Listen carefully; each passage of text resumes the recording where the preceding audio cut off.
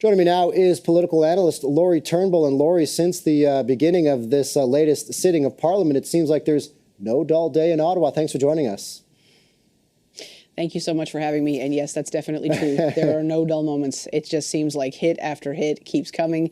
This isn't even a sitting week, which is the kind of weird part about it, right? Like usually these weeks are kind of quiet. You don't hear very much from caucus. They're home in their ridings, but this has been super eventful in that while the Prime Minister has been away last week and now into this week, there's been organizing around people talking about his future, caucus members apparently signing a secret document to create some solidarity around a push for him to leave.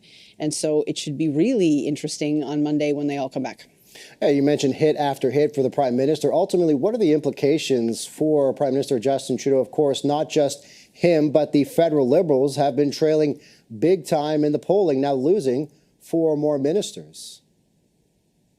Right. I mean, I don't think it's necessarily surprising on one hand when people who have been in office for 10 years say, I don't want to do this anymore. You know, I've come to the end of my rope and I'm not going to reoffer. Right. They're not necessarily coming out and saying, look, I don't want to run with Justin Trudeau and I have a problem with the leader. They're not saying that. They're saying we're not going to continue, which sure, we'll kind of give him one more thing to deal with, right? Even if it's not about him, there's still this sense that, the party is down in the polls. His personal popularity is extremely problematic.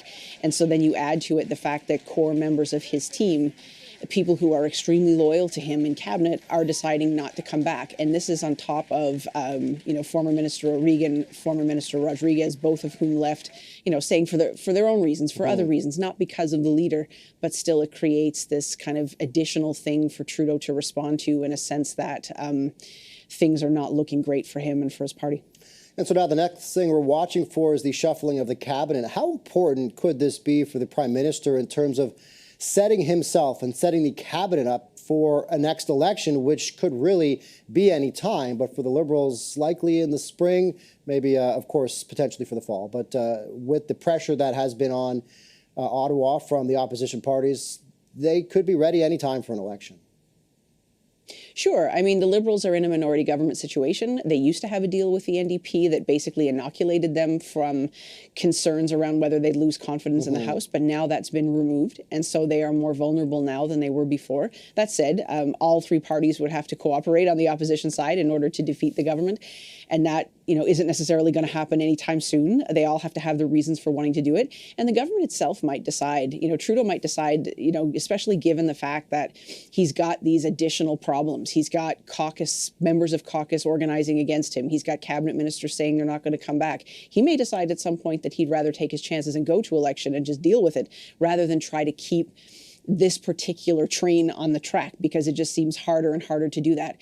In terms of a cabinet shuffle, he tried to do that in 2023 when he had a massive shuffle in terms of bringing people in, getting people out, shuffling the deck chairs of the people who remained, and it didn't really help him. It didn't really change anything in terms of his electoral fortunes. It seems like, if Sean Casey is right, what constituents are saying is we don't want to vote for Trudeau. And so if that's the case, that a cabinet shuffle is not going to help him unless it involves him.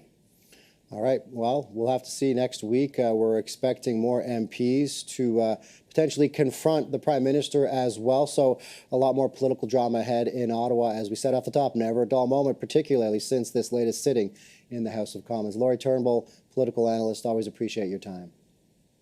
Thank you so much. Take care.